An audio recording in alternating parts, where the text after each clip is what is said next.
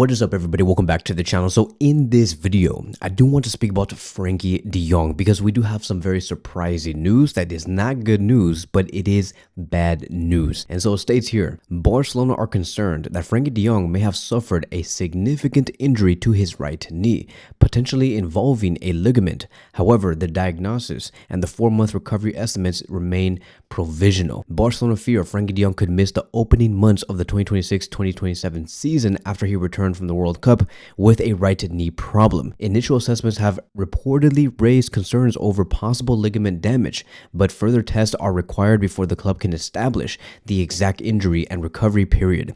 A 4-month absence has been discussed, potentially keeping him out until November, although Barcelona have not issued an official medical statement yet.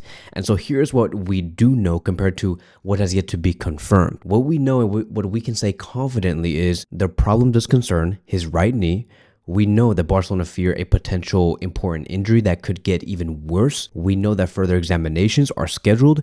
We know that a possible 4-month recovery has been reported, and it's going to take for him to recover up until mid-November. That's what we can confidently say so far based off everything that we have seen. What has yet to be confirmed, if it's for sure a ligament damage type of injury, or it's for sure an ACL injury, or if it's officially going to be, he's going to be rolled off for 4 months. Maybe it could be 2 months, maybe it could be 3 months. And we cannot say confidently that he will return in November. Maybe it could be in December. Maybe it could be in January. You just never know. So I would just say that Frenkie de Jong is injured, and for sure he will just miss the first few matches of this season. Now, I want to talk about Frenkie de Jong's injury history because his injury history has been pretty crazy.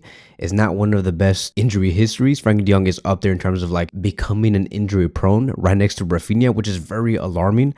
And this guy has gotten injured many times with Barcelona, right? Historically, he has gotten injured many times. In his first season with Barcelona, he has missed a total of 7 matches. In the 2020-2021 season, 0 matches that he has missed because of injury. And then in the 2021-2022 season, 3 matches were missed because of injury. In the 2022-2023 season, he missed 6 matches because of injury. In the following season, 21 matches missed, then 10 matches missed, and then 13 matches missed, which was in the 2025-2026 season. So you can see that he has missed a lot of games. It has not been one of the best. It is concerning. And when you look at the most common problems that Frenkie de Jong has had, most of them is muscular. He either injures his calf or his hamstring or his thigh or his groin, which all accumulates to a total of 8 total episodes and missing a total of 26 total matches with FC Barcelona historically. And then in second place comes his ankle, where he also does kind of injure himself. He has recorded a total of 3 episodes with 29 matches missed. Now, notice how he has missed more matches because of his ankle injury alone compared to the calf, hamstring, thigh, and groin injuries. That's because when he went through an ankle injury about a couple of months ago, it took him out for a very long time. So when he does encounter ankle problems, it's not good news. It's not good news whatsoever. And it's crazy to see that the only reason why the only reason why Frenkie de Jong got his knee injured is because he forced himself to play for the match between Netherlands and Morocco in a World Cup where they lost. So he did that for nothing. He forced himself. You go look at that game, you look at Frenkie de Jong's right knee, you can see that it was bruised, it was damn near inflated, it looked like another leg, it looked disgusting. And the fact that I forgot his name, Van Gaal, green-lighted for Frenkie de Jong to start in that game against Morocco and to play in that type of condition is irresponsible, and it just sucks. So for the remainder of this video, I do want to speak about what are the most common starting double pivots that Flick has been using, and for sure has been using in the 2025-2026 season, so we can understand what we could see as we go into the next season, right? Because there is some consistencies that Flick has been showing. And I also want to speak about what those double pivots will be and how Barcelona should start without Frenkie de Jong in a couple of weeks, because it is coming very soon. All of this is going to be talked about for the remainder of this video. I hope you guys do enjoy it. My name is Kevin Cortez. I am a Barcelona fan. As you guys all know, I do make a lot of Barcelona content, and so if you guys are Barcelona fans, this is going to be the channel for you guys, where we do create, we are creating this community, this family. And if you want to join us in this journey, please, first of all, like this video and also subscribe to the channel so you won't miss a single thing moving forward.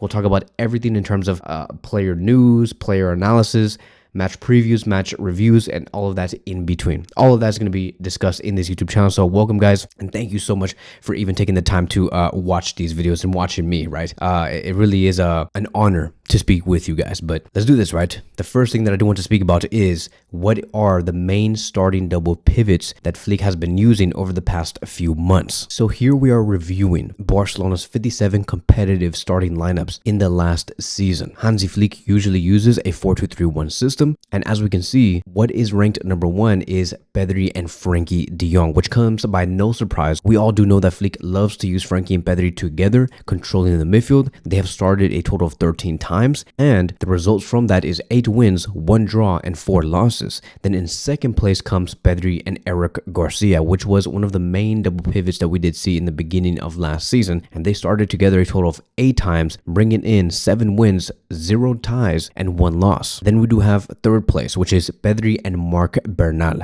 where they started a total of 7 times together, bringing in 6 wins, 1 tie, and 0 losses. So one thing for sure that we can say is that Pedri is very constant, right? Pedri is always in the double pivot position, and that is what we should expect as we go into this brand new season. He has appeared in all 3 different forms, and what's crazy is when you look at Pedri and Marc Bernal, and every time they started together, they remain undefeated. It's a small sample, but the fact that when Pedri and Bernal play together and they go undefeated, it should tell us something on what we could build in the near future. So let's go into the 2026-2027 season without Frenkie de Jong. What should be our plan A? And in my opinion, I do think that it should be Marc Bernal and Pedri. I know that Eric García and the Pedri combination came in second place and was the second most used. However, there has been many reports claiming that Eric García is mainly going to be used as a right back and no longer going to be touching the midfield unless there is extreme cases where there is an injury crisis going on in the midfield. So expect to see Eric García and Jules Koundé competing for the right back position. But as for the midfield, it has to be Bernal and Pedri in the meantime. And when we do have a midfield like this, Marc Bernal's role is going to be very clear. He's going to be the positional anchor where he can remain behind the ball during the attacks. He can protect the space in front of the center backs